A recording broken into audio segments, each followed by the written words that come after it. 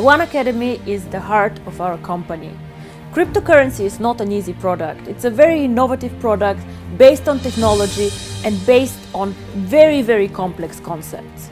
For us to be part of this financial revolution, to be part of cryptocurrency and of a community, we need to understand exactly what we do and what we talk about. And this is why we have the Oneacademy. The Oneacademy provides you with concepts, provides you with explanation on cryptocurrency and on the financial world.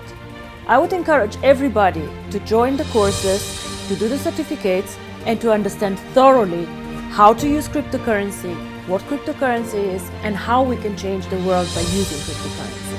Oneacademy. Learn today, lead tomorrow.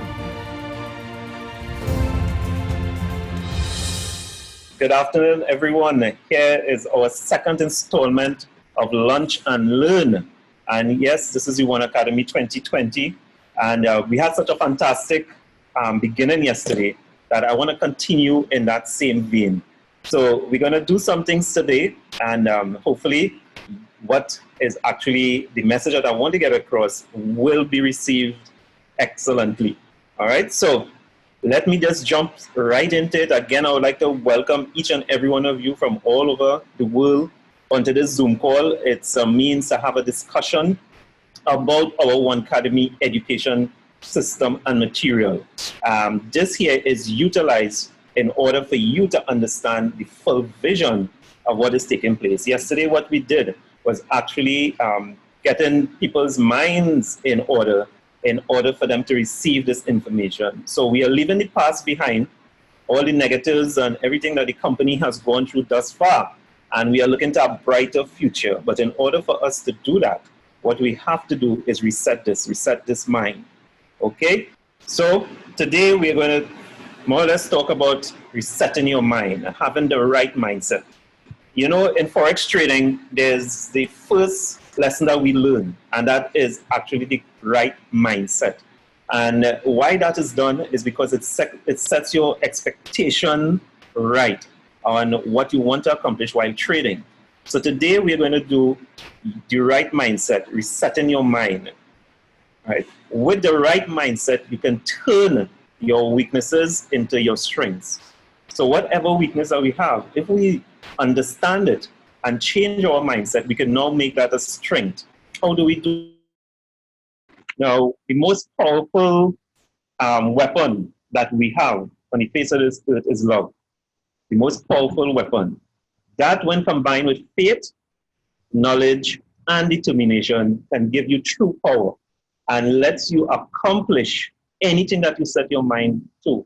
So love meaning that, okay, you love what you do, you love people, you love to see things in a certain way. Faith in that whatever you say will happen, you are determined to bring it to pass. And knowledge needed in order for you to make the right steps at the right time. So when you combine all these four forces together, you have the true essence of what power is. And I'll show you that, I'll demonstrate that. Today I'm just playing two videos, but the demonstration of what I just spoke about in the previous slide is seen in this short video.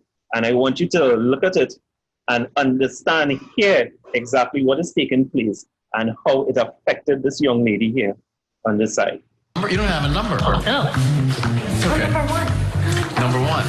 So let me introduce you to the judges. Judges, this is Courtney. Hi, Courtney. How are you? Hi. I was walking down the street and Courtney was at the corner and she was sitting there and she looked very sad. And I said, what's going on? She said, well, I showed up to audition, but I think I missed the deadline. But this is my dream and I've wanted to do this all my life. And so I grabbed her and brought her up the elevator. I've been sitting out here since 8 o'clock this morning. 8 o'clock this morning. Just sitting all day. Really? Yeah, I was gonna wait for like however long it took. Like I do not. Oh, so you're care. literally just waiting for everybody to leave? I was over there, and then I was over there, then I was over here. The problem is the producers have started the auditions with the judges, Right. and I don't know if they're signing anybody else up. Right. That's the problem. But the Okay. solution to that problem is me just taking you up there and seeing if they let you go. I can't promise you because I haven't asked them, but at least if we get up there, they have to say no to your face, which is probably harder. Okay. So you want to go up? Definitely. We don't have any idea what she sounds like? Are you kidding me? This is the first. Okay, you're on. Go ahead. It's all you.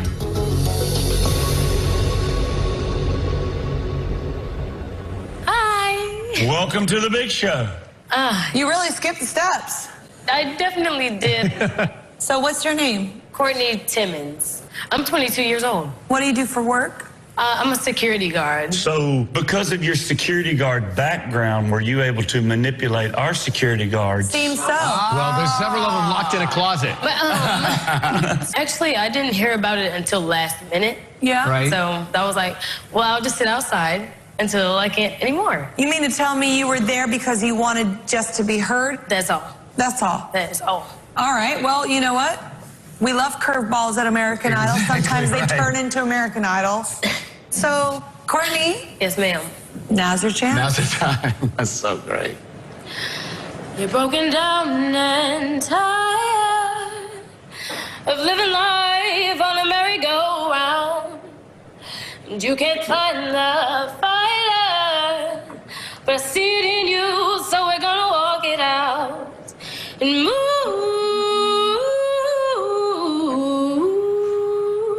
mountains. We can walk it out and move mountains. And we'll rise like the day. We'll rise unafraid, rise up. And I'll do it 1,000 times again. Yeah. Hold on. Before the show started, I saw her sitting outside on the sidewalk. I thought you were just kind of a fan of the show. You can sing. No. You can sing. It's the difference between singing and singing. You are a bird, girl. Yeah, I did not think I would get the chance to come up here in front of you guys. Do you want to be a star? Do you want to be an American Idol? I do. I want to be a singer more than anything. And then when they said this wasn't an open call, I was a little discouraged. But when I tell y'all, I was going to sit all day. She was just by herself. No, I saw her outside. She said, hey, Katie. I was like, hey, girl. At least I saw you. So that was enough. Hold on. At least you saw us. Yeah. You're one of the best singers we've seen today. That's exactly. Really? Oh my gosh. You're probably the best singer we've seen today. Absolutely Thank correct. you. Courtney Timmons, Yes. security guard from Georgia. This is really magical. This is a magical moment. We're going to send you to Hollywood. Oh my God. You've got to be kidding me. I can't breathe. Would you do me a favor, Ryan? Would you do me a favor? I know. Go over there where she is. Yes, sir. Sorry, I'm like a parent. I'm crying. You're crying? Yeah. Gang, come right here. Come right Here here. goes Katie. Come right here. Here, Katie. All right. Grip on this. Stand right here. Stand right here. I literally saw her sitting on the sidewalk. All right, That now, was- would you take the golden walk, please? Yes. I'm going to take the walk. I'm going to take the walk. And we didn't seal the deal for you. You ready? Oh my God. You ready? 1, 2, 3. You're going to Hollywood. That is what you call determination. Unbelievable. I was determined. You know what? You are what American Idol is. Thank you. You're the new definition. So amazing. All right, well, let's go get everything sorted. Okay.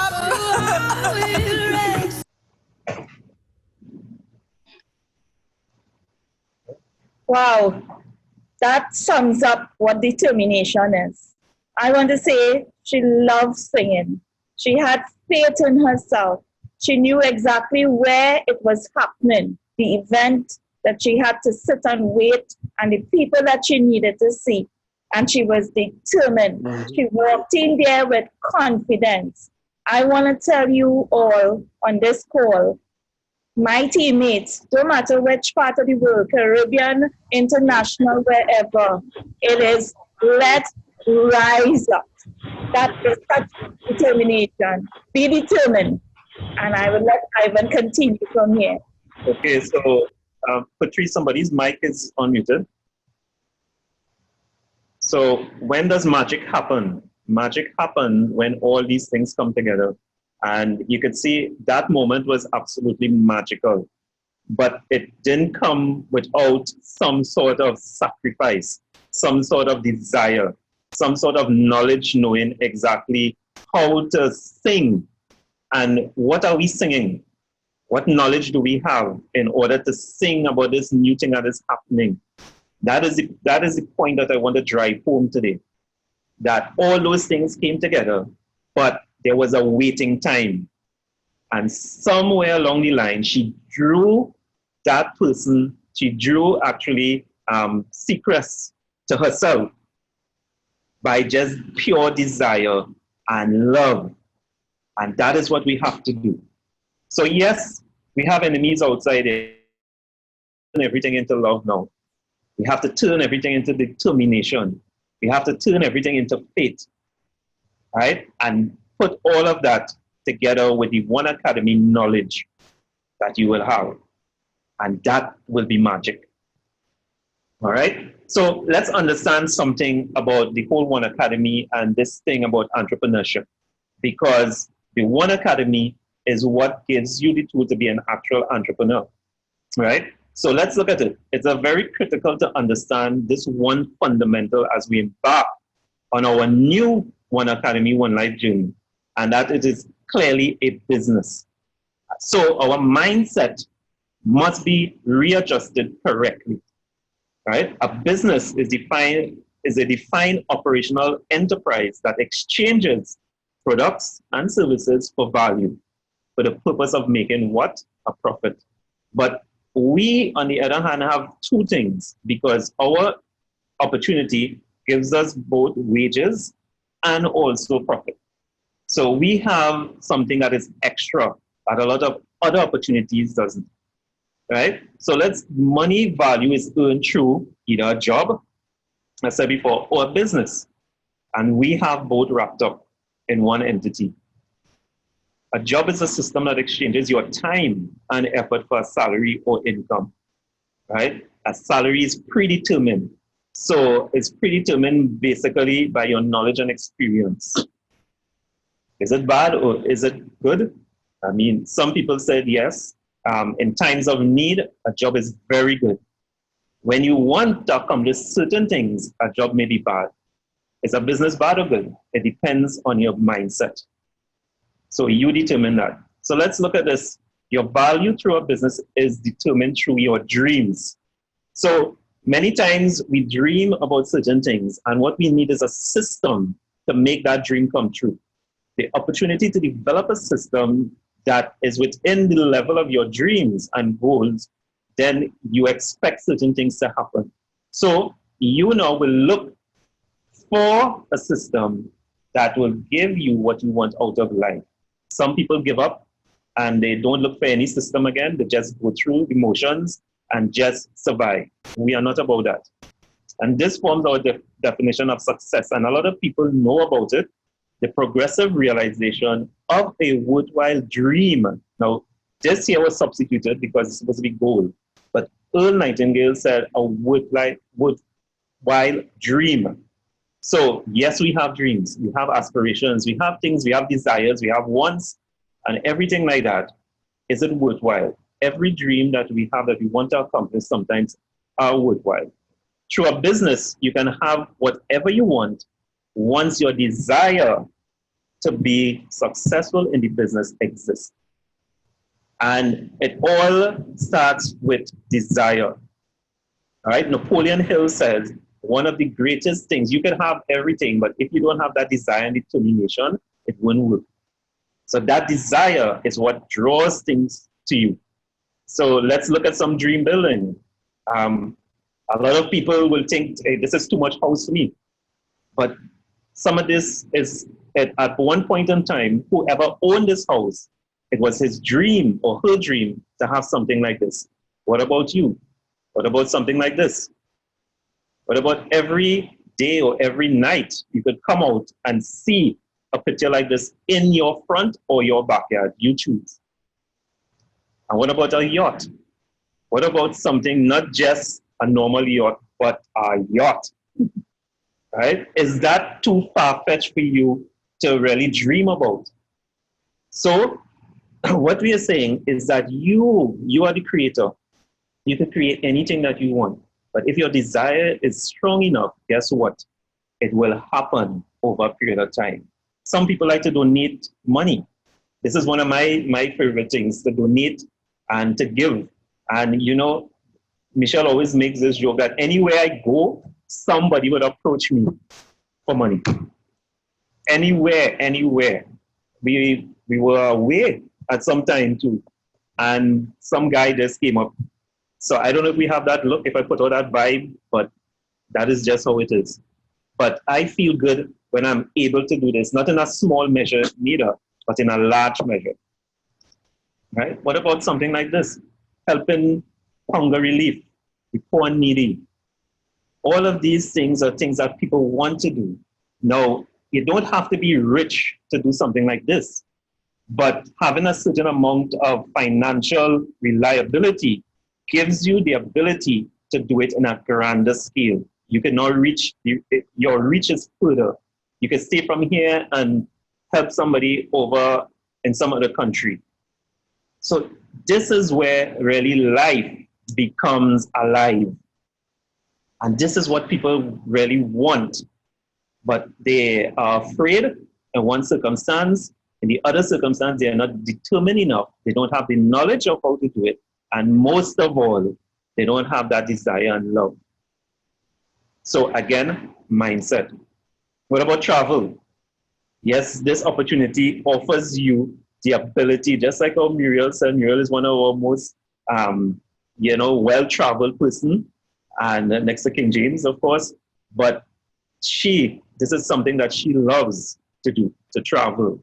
And this opportunity, now everything here, you need something called money, right? To do this. So how do you get more of it? It's by changing your course of direction, by changing your abilities, by upgrading yourself. How do you upgrade yourself? Again, desire, knowledge is where you want, and then practice. And that will change your ability to go in a different direction. All right? So we have lessons from Dr. Ruja, the Learning for Profit. And this book, I have read this book, I think I'm on my second or third reading of this book. And what happened is that from the very go, from the first page where she starts her, her whole thing about getting into the whole financial situation, she said that really and truly, one must upgrade themselves first before they could get the financial education. So, look at this quote. It's time to start living the life you imagine. Henry James, American author. And she went on to say, take responsibility for your life. There's only one person responsible for the quality of life that you live. The person is you, of course. If you want to be successful, you have to take 100%, not 50, not 60, not 70, not 80, not 90, 100% for your everything that you experience in your life, for your financial situation, your relationships, for your health, for your personal fitness. One of the things that I like is to say that we are financially fit. Just like how you would have a normal fitness regime, finances have to follow a certain regime as well to determine if you're financially fit enough for life and what life could throw at you. This is not easy, as most of us are conditioned to blame something outside of us when things happen.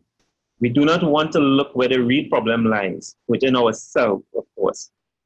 Taking the responsibility is not easy. It is painful sometimes to admit that you make mistakes, but it also gives you a tremendous power. You step up. And we had two, as I mentioned before, two persons that stepped up to the plate to take responsibility for what is going on. You're not a victim anymore.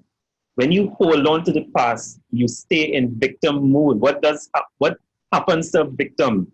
They get taken advantage of. They get manipulated, right? They are conditioned. You are not like that. You have the power to change things, and you have the power to build up a life you dream of. So assume 100% responsibility for your life. Commit to yourself today. When is the best time to do anything? Today, because today is all that we have. So to be the best person you can be and start living an exceptional life. Give up the excuses. Do not blame others for your failures. In fact, stop living in the past. So what I said yesterday, again, Dr. Ruja is reiterating those points. Focus on the good things that are to come and think how you can change and improve your life first. So we have good things coming with this company. We have good things coming with the Oneacademy. We have good things, but a lot of us are holding on to the bad things, even though we say we are moving, right? Love it, change it, or leave it applies to your life. Love your life, change whatever you can, and leave what you cannot. You cannot change what has happened, so leave that. You're not a victim of circumstances. Many of the things you experience today are a result of the choices that you made. What you can do differently today, so your future self will be satisfied 5 years from now. We're not even looking so far, maybe a year from now. Do not complain. So do not say, oh gosh, the site is down, this has happened, that happened, the exchange. No. If you don't like this life, go out and change it. Stop the complaining today about the things you cannot change. Commit to yourself, invest. Now, this is one of the key points that I want to get into here. And this is why she wrote this book and also did the whole set of manuals of the Oneacademy. Invest in your development. You are the most valuable asset, not outside of you. You are, not money. Step out of your comfort zone, develop new skills, and meet new people. So this here is a very powerful point, because when you develop yourself, guess what? The money, it is just a side effect of personal development. And that is sometimes we get it wrong to begin with. So we learn, yes, about financial education, but you know what? Our development is here and the financial education is here. So there's always a gap, a great gulf between what you learn and where you are. So you have to get to a place first, learn it and make that jump and judge yourself by your own results. So look into your life for the past year, for the past 2 years, what have you accomplished? Don't look at the other person and what they accomplished. They are doing things maybe you are not doing. Or sometimes they have some other means of doing what they're doing. You don't know. But judge yourself by your results. So now after you've decided to assume responsibility for your life, where do you want to go? Where do we want to be in this whole financial revolution that is happening? Living a life without a purpose means it is very easy to get sidetracked. And this we are seeing firsthand, because many people who were started with this opportunity, right, because they wasn't working with purpose, got sidetracked. And they ended up wherever they ended up. But with a purpose, everything in life seems to fall in place. And that is one of the major lessons. All right. So this here, of course, is Learning for Profits. I love this book because I think she did it so natural. She did it so simple. And she put certain things before actually getting into the whole financial situation. So I just want to end with this video. It's just about 10 minutes long. But there are some powerful points to really reinforce what Dr. Ruja is saying here.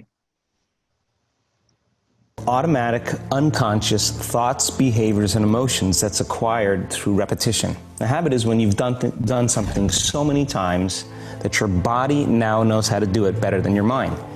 So if you think about it, people wake up in the morning, they begin to think about their problems.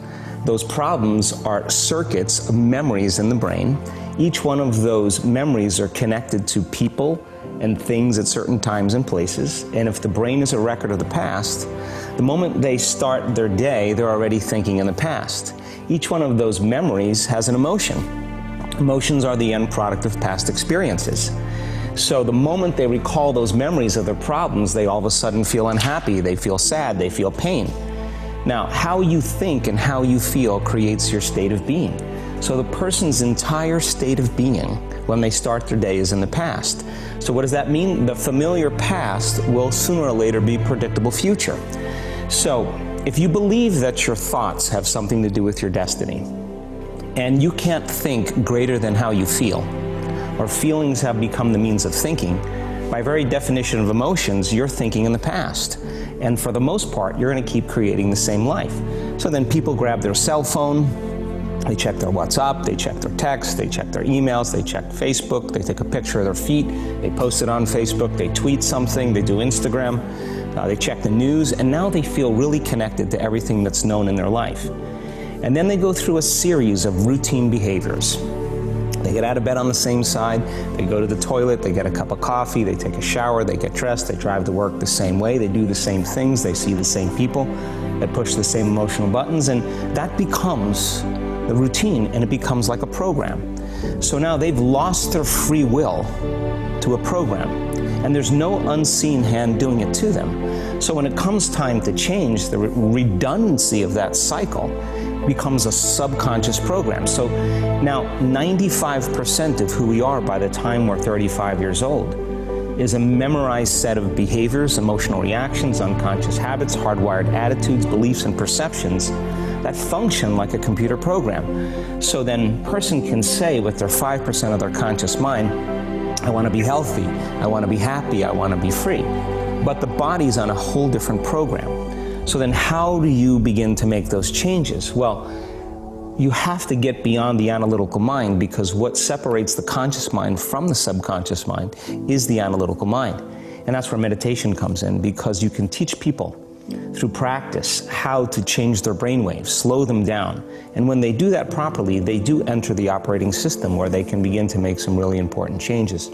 So most people then wait for crisis or trauma or disease or diagnosis. You know, they wait for loss, some tragedy to make up their mind to change. And my message is, why wait? And you can learn and change in a state of pain and suffering, or you can learn and change in a state of joy and inspiration. And I think right now, the cool thing is that people are waking up.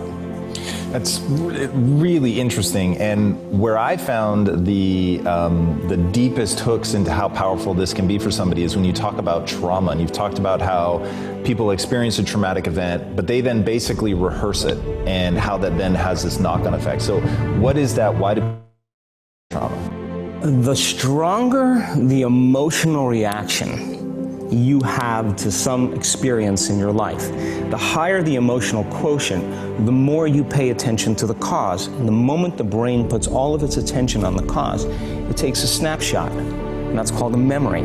So long-term memories are created from very highly emotional experiences. So what happens then is that people think neurologically within the circuitry of that experience, and they feel chemically within the boundaries of those emotions. And so when you have an emotional reaction to someone or something, most people think that they can't control their emotional reaction. Well, it turns out if you allow that emotional reaction, it's called a refractory period, to last for hours or days, that's called the mood. I say to someone, hey, well, what's up? You say, I'm in a mood. Well, why are you in a mood?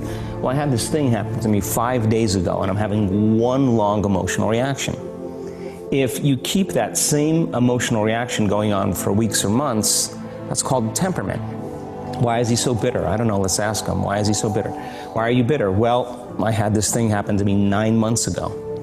And if you keep that same emotional reaction going on for years on end, that's called a personality trait. And so learning how to shorten your refractory period of emotional reactions is really where the work starts. So then people, when they have an event, what they do is they keep recalling the event, because the emotions of stress hormones, the survival emotions, are saying pay attention to what happened, because you want to be prepared if it happens again. Turns out most people spend 70% of their life living in survival and living in stress, so they're always anticipating the worst case scenario based on a past experience, and they're literally, out of the infinite potentials in the quantum field, they're selecting the worst possible outcome, and they're beginning to emotionally embrace it with fear, and they're conditioning their body into a state of fear. Do that enough times, body has a panic attack without you. You can't even predict it because it's programmed subconsciously. So then you say to the person, why are you this way? And they'll say, I am this way because of this event that happened to me 15 or 20 years ago. And what that means from a biological standpoint is that they haven't been able to change since that event. So then the emotions from the experience tend to give the body and the brain a rush of energy. So people become addicted to the rush of those emotions, and they use the problems and conditions in their life to reaffirm their limitation, so at least they can feel something. So now when it comes time to change, you say to the person, why are you this way? Well, every time they recall the event, they're producing the same chemistry in their brain and body as if the event is occurring, firing and wiring the same circuits and sending the same emotional signature to the body. Well, what's the relevance behind that? Well, your body is the unconscious mind. It doesn't know the difference between the experience and the emotion that you're creating by thought alone. So the body's believing it's living in the same past experience 24 hours a day, 7 days a week, 365 days a year. And so then when those emotions influence certain thoughts, and they do, and then those thoughts create the same emotions, and those same emotions influence the same thoughts, now the entire person's state of being is in the past. So then the hardest part about change is not making the same choices you did the day before, period. And the moment you decide to make a different choice, get ready, because it's going to feel uncomfortable. The bigger thing is that we keep firing and wiring those circuits. They become more hardwired. So you have a thought and then the program runs. But it's the emotion that follows the thought. If you have a fearful thought, you're going to feel anxiety. The moment you feel anxiety, your brain's checking in with your body and saying, yeah, you're pretty anxious. So then you start thinking more corresponding thoughts equal to how you feel. Well, the redundancy of that cycle conditions the body to become the mind. So now, when it comes time to change, a person steps into that river of change and they make a different choice, and all of a sudden, they don't feel the same way. So the body says, well, you've been doing this for 35 years. You're going to just stop suffering and stop feeling guilty and stop feeling shameful, and you're not going to complain or blame or make excuses or feel sorry for yourself. Well, the body's in the unknown. So the body says, I want to return back to familiar territory. So the body starts influencing the mind, and it says, start tomorrow. You're too much like your mother. You'll never change. This isn't going to work for you. This doesn't feel right. And so if you respond to that thought as if it's true, that same thought will lead to the same choice, which will lead to the same behavior, which will create the same experience, which will produce the same emotion. I want to talk about that notion of, give me a little more detail on what you mean by the body becomes the mind, or the unconscious mind. What do you mean by that exactly? Well, those are two different things. Your body is your unconscious mind. In a sense, if you're sitting down and you start thinking about some future worst-case scenario that you're conjuring up in your mind, and you begin to feel the emotion of that event, your body doesn't know the difference between the event that's taking place in your world, outer world, and what you're creating by emotion or thought alone. So most people then, they're constantly reaffirming their emotional states. So when it comes time to give up that emotion, they can say, I really want to do it. But really the body is stronger than the mind because it's been conditioned that way. So the servant now has become the master. And the person all of a sudden, once they step into that unknown, they'd rather feel guilt and suffering because at least they can predict it. Being in the unknown is a scary place for most people because the unknown is uncertain. And when people say to me, well, I can't predict my future, I'm in the unknown, and I always say the best way to predict your future is to create it. Not from the known, but from the unknown. So this video says a lot, and it reiterates what Dr. Ruja says in her book about the excuses, complaining, and everything like that, because we like to feel familiar. And if you want to change and you want to recognize your true dream and potential, you must change. So we want to end today, and I just want to remind you of some new things. Let's sing Oneacademy. Let's sing as a team. We want to add value. We want to work together for more. We want to do exactly what Dr. Ruja says. Learn today so we can lead tomorrow. We want to learn and change. Do not fear the unknown. Create your own future. Create it now, because today is here. Tomorrow is not promised. Okay, so back to Mr. Clifton. So thank you so much. Thank you so the much. best way to know what the future is to create it. Thank you.